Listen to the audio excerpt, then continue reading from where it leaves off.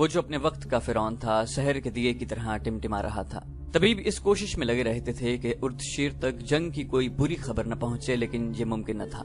वो जब बोलता था तो यही बोलता था कि आगे की क्या खबर है, खबरें अच्छी आ रही हैं। तबीब जो हर वक्त हाजिर रहता उसे जवाब देता और उसे सदमे से बचाने के लिए कभी कहता मुसलमान पछता रहे हैं कि वो किस देव को छेड़ बैठे हैं, कभी कहता फारस की शहनशाही एक चट्टान है, उससे जो भी टकराया उसने अपना सर फोड़ लिया, और कभी उसकी चहीती मलिका ये कहकर उसका दिल मजबूत करती अरब के बद्दू किसरा के जाहो जलाल की ताब नहीं ला सकते। इन तसल्लियों और इन हौसला अफजा अल्फाज का किसरा उर्दशीर पर दवाइयों की तरह उल्टा यही असर हो रहा था। उसकी खामोशी न टूट सकी और उसके चेहरे पर उदासियों की परछाइयां कम होने की बजाय गहरी होती गईं। उसकी मनपसंद रक्कासा ने उसके सामने हसीन नागन की तरह अपने जिस्म को बल दिए। उसने अपना जिस्म नीम मुरिया किया, उर्दशीर के अलील चेहरे पर अपने इत्र बीज रेशम जैसे मलायम बालों का साया किया। फिर रक्स की अदाओं से किसरा के रोगी वजूद को सहलाने के जतन किए, मगर ऐसा लगता था जैसे मोरनी जंगल में नाच रही है और नाच का तिलिस्म जंगल की हवाओं में उड़ता जा रहा है। उसकी पसंदीदा मुगन्निया जो उर्दशीर को महसूर कर लिया करती थी, उसका सहर भी रायगा गया। ये रक्कासा और मुगन्निया फारस के हुस्न का शाहकार थी। फारस का हुस्न तो किसरा के हरम में फूलों की तरह खिला हुआ था। इन फूलों में अधखिली कलियां भी थीं। उर्दशीर उनके मखमली जिस्मों की बूबास से मदहोश रहा करता था, मगर अब एक एक को उसकी तन्हाई का साथी बनाया गया तो उर्दशीर ने किसी को भी कबूल न किया। उसके सर्द जिस्म में नौखेज जवानी की तपिश जरा सी भी हरारत पैदा न कर सकी। बेकार है, सब बेकार है। मलिका ने बाहर आकर उस बूढ़े शाही तबीब से कहा, जिसके मुताल्लिक फारस के कोने कोने तक मशहूर था कि उसे देखकर मौत मुंह मोड़ जाती है। मलिका ने रेंधी हुई आवाज में उसे कहा, क्या आपका इल्म और तजुर्बा भी बेकार है? क्या ये महज ढोंग है? क्या आप किसरा के होंठों पर हल्की सी मुस्कुराहट नहीं ला सकते? कौन कहता है आप मौत का मुंह मोड़ दिया करते हैं? जरतुश्त की रहमतें हों तुझ पर मलिका फारस। बूढ़े तबीब ने कहा, न किसी की मौत मेरे हाथ में है, न किसी की जिंदगी मेरे हाथ में है। मैं जिंदगी और मौत के दरमियान कमजोर सी एक दीवार हूँ। मौत के हाथ इतने मजबूत और तवाना हैं कि इस दीवार को दरवाजे के किवाड़ की तरह खोल लेते हैं और मरीज को उठा ले जाते हैं, और मेरा इल्म और मेरा तजुर्बा मुंह देखते रह जाते हैं। अल्फाज, महज अल्फाज। मलिका ने फर्श पर बड़ी जोर से पांव मारकर कहा, खोखले अल्फाज। क्या अल्फाज किसी दुखियारे का दुख मिटा सकते हैं? किसी रोगी को रोग से निजात दिला सकते हैं? क्या आपके अल्फाज में इतनी ताकत है कि किसरा के रोग को चूस लें? नहीं मलिका फारस। तबीब ने बड़े तहम्मुल से कहा और कांपते हुए हाथ से मलिका के बाजू को पकड़ा और उसे बिठाकर कहा, अल्फाज किसी के दुख और किसी के रोग को नहीं मिटा सकते, अलबत्ता दुख और रोग की अजियत को जरा कम कर दिया करते हैं। हकीकत के सामने अल्फाज कोई मानी नहीं रखते, और हकीकत अगर तल्ख हो तो आलम के मुंह से निकलते अल्फाज यूं लगते हैं जैसे खिजा में शजर के जर्द पत्ते गिर रहे हों। सूखे हुए इन पत्तों को फिर हवाएं उड़ाती फिरती हैं। हम किसरा को हकीकत से बेखबर रख रहे हैं। बूढ़े तबीब ने कहा, मलिका किसरा, तुम किसरा से इस हकीकत को कब तक छुपाए रखोगी? ये रक्स और ये नगमे और ये मखमल जैसे नर्म मुलायम और नौखेज जिस्म किसरा उर्दशीर का दिल नहीं बहला सकते। अगर किसरा सिर्फ शहनशाह होते तो वो अपने आप को बड़े हसीन फरेब दे सकते थे, फरार के बड़े दिलकश रास्ते इख्तियार कर सकते थे, लेकिन वो जंगजू भी हैं। उनके घोड़े के सुमो ने जमीन के तख्ते को हिला डाला था। फारस की इतनी अजीम शहनशाही किसरा के जोरे बाजू का हासिल है। इस शहनशाही को उन्होंने रोमियों की ताकतवर फौज से बचाया है। किसरा ने लड़ाइयाँ लड़ी हैं, बड़े खूंरेज मार के लड़े हैं। अब वो जंगजू उर्दशीर बेदार हो गया है। अब रक्स नगमा और ये तिलिस्माती जवानियां उन पर उल्टा असर कर रही हैं। अब वो किसी रक्कासा और किसी मुगन्निया नहीं, हरमस को बुलाते हैं, अंदर जिगर को पूछते हैं, बहमन जाजोया और अनुष्ठान को पुकारते हैं। कहाँ हैं उनके ये सालार? तुम उन्हें क्या धोखा दोगी?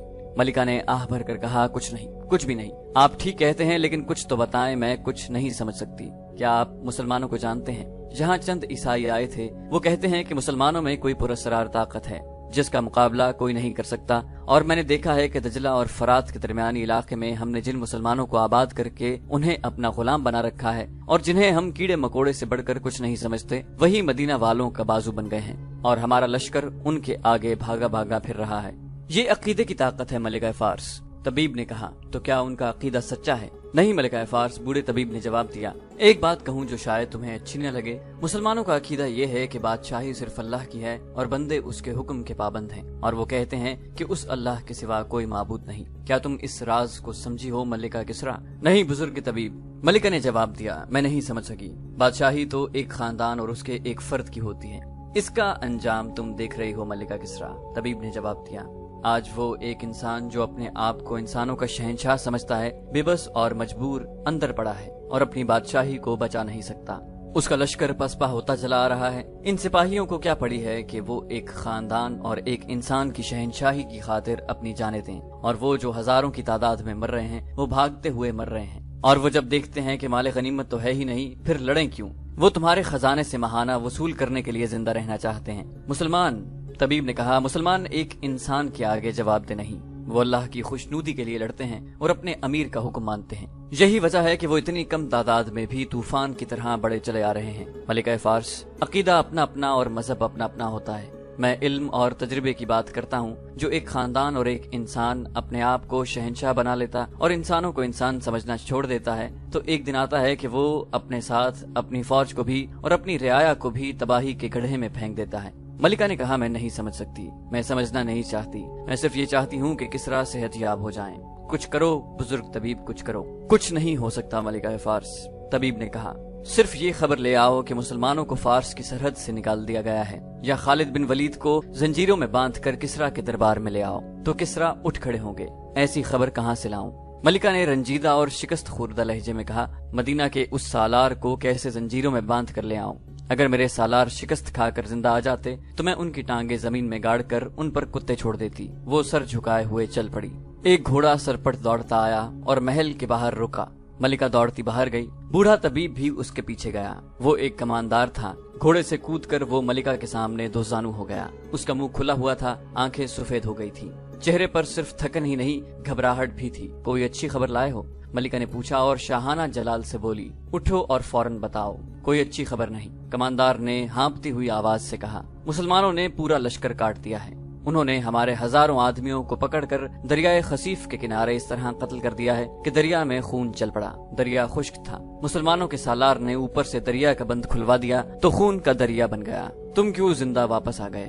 ملکہ نے غضبناک آواز میں پوچھا۔ کیا تم میرے ہاتھوں کٹنے کے لیے آئے ہو؟ میں اگلی جنگ لڑنے کے لیے زندہ آ گیا ہوں، کماندار نے جواب دیا۔ میں چھپ کر اپنے لشکر کے قیدیوں کے سر جسموں سے الگ ہوتے دیکھتا رہا ہوں۔ خبردار، ملکہ نے حکم دیا، یہ خبر یہیں سے واپس لے جاؤ۔ شہنشاہ فارس یہی خبر سننے کے لیے زندہ ہے۔ ارد شیر کی آواز سنائی دی۔ ملکہ نے اور طبیب نے دیکھا، ارد شیر ایک ستون کے سہارے کھڑا تھا۔ دو بڑی حسین اور نوجوان لڑکیوں نے اس کے ہاتھ اپنے کندھوں پر رکھے ہوئے تھے۔ اس نے کماندار کو حکم دیا، یہاں آؤ، میں نے محسوس کر لیا تھا کہ کوئی آیا ہے، کہو کیا خبر لائے ہو؟ کماندار نے ملکہ اور طبیب کی طرف دیکھا۔ ادھر دیکھو، ارد شیر نے گرج کر کہا۔ بولو۔ کماندار نے وہی خبر سنا دی جو وہ ملکہ کو سنا چکا تھا۔ کسرا آگے کو جھک گیا۔ دونوں لڑکیوں نے اسے سہارا دیا۔ ملکہ نے لپک کر اس کا سر اوپر اٹھایا۔ بوڑھے طبیب نے اس کی نبض پر انگلیاں رکھی۔ ملکہ نے طبیب کی طرف دیکھا۔ طبیب نے مایوسی سے سر ہلایا۔ فارس کسرا ارد شیر سے محروم ہو گیا ہے، طبیب نے کہا۔ محل میں ہڑبونگ مچ گئی۔ ارد شیر کی لاش اٹھا کر اس کے کمرے میں لے گئے، جہاں اس نے کئی بار کہا تھا کہ عرب کے ان لٹیرے بدوؤں کو فارس کی سرحد میں قدم رکھنے کی جرت کیسے ہوئی۔ اس نے اسی کمرے میں ولید کے بیٹے خالد رضی اللہ عنہ اور حارثہ کے بیٹے مسنہ کو زندہ یا مردہ لانے کا حکم دیا تھا۔ اپنے حکم کی تعمیل سے پہلے ہی اس کمرے میں اس کی لاش پڑی تھی۔ وہ شکستوں کے صدمے سے ہی مر گیا تھا۔ ملکہ نے حکم دیا کہ لڑنے والے لشکر تک کسرا کی موت کی خبر نہ پہنچنے دی جائے۔ مسلمانوں کے پڑاؤ میں ایک گھوڑا سرپٹ دوڑتا داخل ہوا۔ اس کا سوار چلا رہا تھا، کہاں ہے ولید کا بیٹا؟ گھڑ سوار بلند بازو کر کے لہراتا آ رہا تھا۔ باہر آ ابن ولید۔ خالد رضی اللہ عنہ بڑی تیزی سے سامنے آئے۔ ابن ولید سوار کہتا آ رہا تھا، تجھ پر اللہ کی رحمت ہو، تیری دہشت نے ارد شیر کی جان لے لی ہے۔ کیا تو پاگل ہو گیا ہے ابن حارثہ؟ خالد رضی اللہ عنہ نے آگے بڑھ کر کہا۔ سوار مسنہ بن حارث تھا۔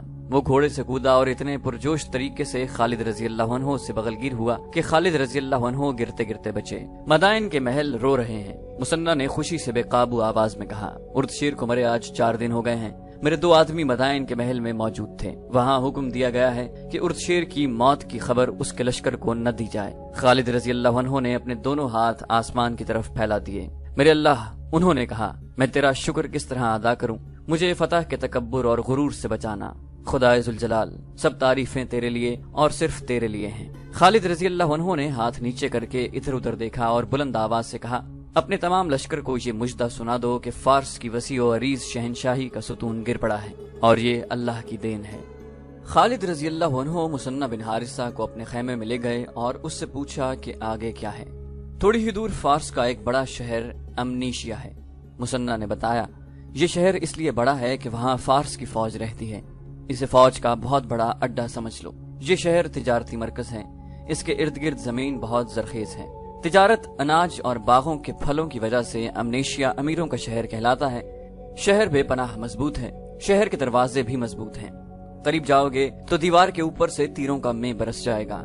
ولید کے بیٹے، اس شہر کے لیے جانوں کی قربانی دینی پڑے گی۔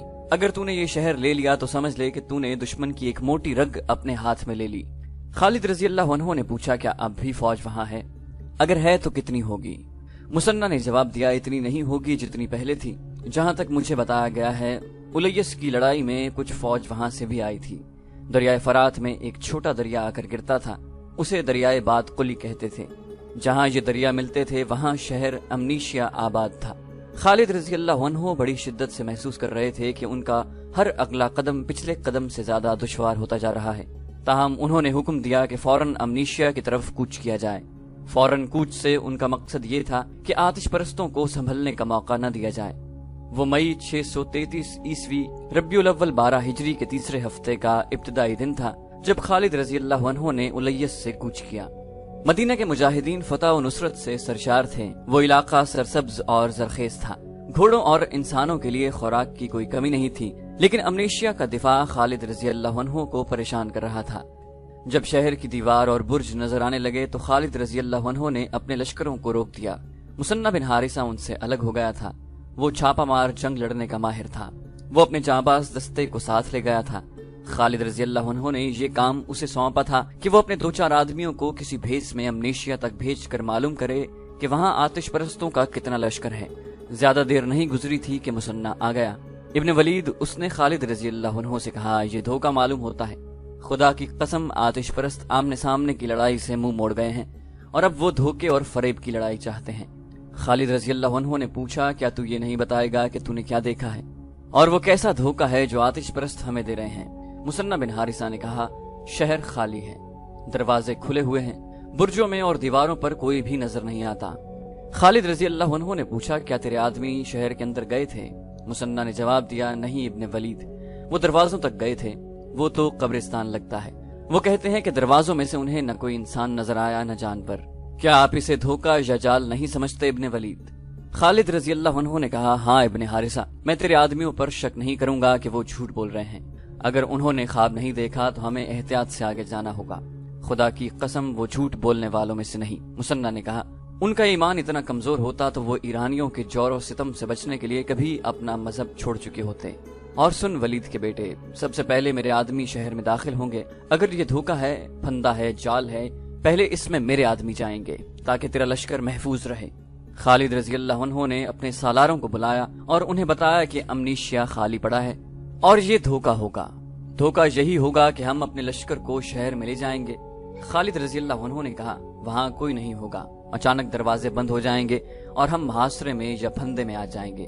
ہم فوراً شہر پر حلہ بول رہے ہیں۔ ابن حارثہ، خالد رضی اللہ عنہ مسنہ سے مخاطب ہوئے، تیرا دستہ لشکر سے دور رہے گا اور تیری نظر لشکر پر ہوگی۔ اگر دشمن کہیں سے نظر آیا تو اس پر تیرا دستہ اپنے انداز سے حملہ کرے گا اور چھاپا مار قسم کے حملے کرتا رہے گا۔ تجھے اور کچھ بتانے کی ضرورت نہیں۔ باقی فوج کو انہوں نے 3 حصوں میں تقسیم کیا۔ پہلے کی طرح دائیں اور بائیں سالار عاصم بن عمر اور سالار عدی بن حاتم کو رکھا، لیکن اب ان کا کام مختلف تھا۔ دروازے کھلے ہونے کی صورت میں خالد رضی اللہ عنہ کو شہر کے اندر جانا تھا، عاصم بن عمر کو ان کے پیچھے رہنا تھا تاکہ بوقت ضرورت خالد رضی اللہ عنہ کی مدد کو پہنچ سکیں۔ عدی بن حاتم کو اپنے دستے قلعے کے ارد گرد پھیلا دینے تھے۔ تمام تر ہدایات اور احکامات دے کر خالد رضی اللہ عنہ نے پیش قدمی کا حکم دے دیا۔ لشکر کے تینوں حصے شہر کے قریب جا کر ایک دوسرے سے الگ ہو گئے۔ آگے مسنہ بن حارثہ کے جانباز سوار شہر کے باہر کے علاقے میں گھوم پھر رہے تھے۔ قریب ایک جنگل تھا، کچھ علاقہ چٹانی تھا۔ مسنہ نے اپنے چھاپا مار دستے کو ٹولیوں میں تقسیم کر دیا تھا۔ ان ٹولیوں نے ہر وہ علاقہ دیکھ لیا تھا جہاں دشمن کے چھپنے کا امکان تھا، لیکن دشمن کا کہیں نام و نشان نہیں ملا تھا۔ پھر یہ ٹولیاں دور دور تک گشت کر رہی تھیں۔ لشکر کے تینوں حصے شہر کی دیواروں کے قریب پہنچ گئے تو سالار عدی بن حاتم نے اپنے دستوں کو شہر کے ارد گرد پھیلا دیا۔ خالد رضی اللہ عنہ نے بڑے دروازے میں جا کر بلند آواز سے اعلان کرائے کہ شہر کے لوگ گھروں سے باہر آ جائیں۔ اگر لوگ باہر نہ آئے تو شہر کا کوئی مکان کھڑا نہ رہنے دیا جائے گا۔ آتش پرستو، زندہ رہنا ہے تو باہر آ جاؤ، اپنے سالار سے کہو بزدل نہ بنے۔ اس طرح کے اعلان ہوتے رہے مگر دروازے کے اندر سکوت طاری رہا۔ خالد رضی اللہ عنہ نے نیام سے تلوار نکالی، بلند آواز سے کہا میرے پیچھے آؤ، اور انہوں نے گھوڑے کو ایڑ لگا دی۔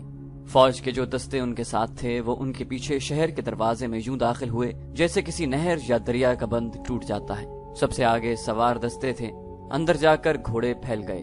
خالد رضی اللہ عنہ نے حکم دیا کہ گھر گھر کی تلاشی لی جائے۔ خالد رضی اللہ عنہ خود ایک اونچی جگہ پر کھڑے ہو گئے اور احکام دینے لگے۔ انہوں نے قاصد سے کہا کہ سالار عاصم بن عمر کے پاس جائے اور اسے کہے کہ اپنے دستے اندر لے آؤ اور پیادہ تیر اندازوں کو شہر پناہ کی دیواروں پر پھیلا دو۔ دیکھتے ہی دیکھتے عاصم بن عمر کے تیر انداز تمام دیواروں پر پھیل گئے۔ وہ اندر بھی دیکھ رہے تھے اور باہر بھی۔ خالد رضی اللہ عنہ دیوار کے اوپر گئے اور سالار شہر کے گرد گھوم آئے۔ شہر میں انہیں اپنے دستوں کے سوا اور کوئی بھی نظر نہیں آ رہا تھا۔ باہر عدی بن حاتم کے دستے تھے۔ خالد رضی اللہ عنہ کی نظر جہاں تک کام کرتی تھی انہیں دشمن کے لشکر کا کوئی کھوج نہیں مل رہا تھا۔ انہیں گھڑ سواروں کی 3 ٹولیاں دکھائی دیں۔ وہ مثنہ بن حارثہ کے سوار تھے۔ خالد رضی اللہ عنہ نیچے آ گئے۔ انہیں بتایا گیا کہ ایک ضعیف العمر آدمی ایک مکان میں چارپائی پر پڑا اونگھ رہا ہے۔ خالد رضی اللہ عنہ اس کے مکان میں گئے۔ ایک بوڑھا جس کی آنکھیں ادھ کھلی تھیں اور منہ بھی کھلا ہوا تھا چارپائی پر پڑا لاش لگ رہا تھا۔ اس کی آواز سرگوشی سے بلند نہیں تھی، وہ کچھ کہہ رہا تھا۔ خالد رضی اللہ عنہ نے اپنے ایک محافظ سے کہا کہ وہ اس کے منہ سے کان لگا کر سنے۔ کیا تم وہی لوگ ہو جن کے ڈر سے شہر خالی ہو گیا ہے؟ بوڑھے نے پوچھا۔ ہم مسلمان ہیں۔ محافظ نے کہا مدینہ کے مسلمان۔ بوڑھے نے پوچھا اور جواب کے انتظار کیے بغیر کہنے لگا میں یہاں کا عیسائی ہوں۔ وہ مجھے مرنے کے لیے چھوڑ گئے ہیں۔ سب چلے گئے ہیں۔ کہاں چلے گئے ہیں؟ بھاگ گئے ہیں۔ بوڑھے نے کہا سالار بھاگ جائے، فوج بھاگ جائے تو لوگ کیوں نہیں بھاگیں گے؟ کیا خالد بن ولید تمہارا سالار ہے؟ یہاں سب اسے جن اور دیو کہتے ہیں۔ ہاں جس نے کسرا کی اتنی طاقتور فوج کو بھگا دیا ہے وہ انسان نہیں ہوگا۔ خالد رضی اللہ عنہ نے اسے بتایا کہ وہ جن اور دیو اس کے سامنے کھڑا ہے۔ انہوں نے حکم دیا کہ بوڑھے کے منہ میں دودھ ڈالا جائے۔ بوڑھے سے پوچھا گیا فوج کہاں گئی ہے؟ بوڑھے نے جواب دیا آگے شہر ہیرا ہے، ازدابہ وہاں کا حاکم ہے، شاید اس نے حکم دیا تھا کہ سب لوگ ہیرا آ جاؤ۔ ہمارے اس شہر کے جوان آدمی مدینہ والوں کے خلاف لڑنے گئے تھے، بہت سارے مارے گئے ہیں۔ وہ جو بچ کر آ گئے تھے وہ ہیرا چلے گئے تھے، پیچھے بوڑھے، عورتیں اور بچے رہ گئے تھے۔ یہاں کے سب لوگ خالد بن ولید سے ڈرتے ہیں۔ ہمارے بھاگ کر آنے والے جوانوں نے لوگوں کو اور زیادہ ڈرا دیا۔ وہ کہتے تھے کہ مسلمان خون کا دریا بہا دیتے ہیں اور وہ ادھر آ رہے ہیں۔ سب بھاگ گئے ہیں۔ میں نہیں بھاگ سکا، میں تو اٹھ بھی نہیں سکتا۔ وہ مجھے مرنے کے لیے چھوڑ گئے ہیں۔ تقریباً تمام مورخوں نے لکھا ہے کہ امنیشیا شہر اس حالت میں خالی تھا کہ لوگوں کے گھروں میں سامان اور قیمتی اشیاء ایسے پڑی تھیں جیسے ان مکانوں کے مکین ابھی ابھی کچھ دیر کے لیے باہر نکل گئے ہوں۔ لوگ اتنی اجلت میں بھاگے تھے کہ رقمیں اور سونا وغیرہ بھی پیچھے چھوڑ گئے تھے۔ خالد رضی اللہ عنہ کے حکم سے تمام فوج کو شہر میں بلا لیا گیا اور انہیں مال غنیمت اکٹھا کرنے کی چھٹی دے دی گئی۔ یہ امیروں کا شہر تھا۔ گھروں میں قیمتی اشیاء اور کپڑوں کی افراد تھی۔ مسلمان بعض چیزوں کو دیکھ کر حیران ہوتے تھے، یہ چیزیں وہ اپنے ساتھ لے جانا چاہتے تھے۔ جب سامان ایک جگہ اکٹھا کیا گیا تو خالد رضی اللہ عنہ نے دیکھا اور حکم دیا کہ آگ لگا دو اس سامان کو۔ یہ عیش و عشرت کا وہ سامان ہے جس نے اس قوم کو بزدل بنا دیا ہے۔ ان لوگوں کا انجام دیکھ لو، ان کے محل اور مکان دیکھ لو۔ خدا کی قسم، خدا جسے تباہ کرنا چاہتا ہے اسے عیش و عشرت میں ڈال دیتا ہے۔ ہمیں آگے جانا ہے، جلا دو اسے اور سونا، ہیرے، جواہرات اور رقمیں الگ کر لو۔ طبری نے خاص طور پر لکھا ہے کہ خالد رضی اللہ عنہ نے اس خیال سے قیمتی ظروف، ریشمی کپڑے اور امیر گھروں کا سامان جلا دینے کا حکم دیا تھا کہ مجاہدین جہاد سے منہ موڑ جائیں گے۔ طبری کے علاوہ دوسرے مورخوں نے بھی لکھا ہے کہ جو مال غنیمت اس شہر سے ملا اتنا کہیں سے بھی نہیں ملا تھا۔ خالد رضی اللہ عنہ نے دستور کے مطابق اس کے 4 حصے فوج میں تقسیم کر دیے اور 5واں حصہ مدینہ میں خلیفۃ المسلمین ابو بکر رضی اللہ عنہ کو بھیج دیا۔ محمد حسین ہیکل نے مختلف مورخوں کے حوالے سے لکھا ہے کہ مال غنیمت کا 5واں حصہ جو مدینہ کو بھیجا گیا اس کا میر کارواں بنی اجل کا ایک شخص جندل تھا۔ فارسیوں کے خلاف پہلی 3 جنگوں کے جنگی قیدیوں کو اسی قافلے کے ساتھ مدینہ بھیجا گیا تھا۔ تو دوستو یہ تھی ہماری آج کی ایپیسوڈ۔ امید کرتے ہیں آپ کو ہماری ایپیسوڈ پسند آئی ہوگی۔ جانے سے پہلے اس ویڈیو کو لائک، شیئر اور کامنٹ کرنا مت بھولیے، اور اگر آپ ہمارے چینل پر نئے ہیں تو اسے سبسکرائب کیجیے اور بیل آئیکن پر کلک کیجیے تاکہ آپ کو تمام ویڈیوز فوراً ملتی رہیں۔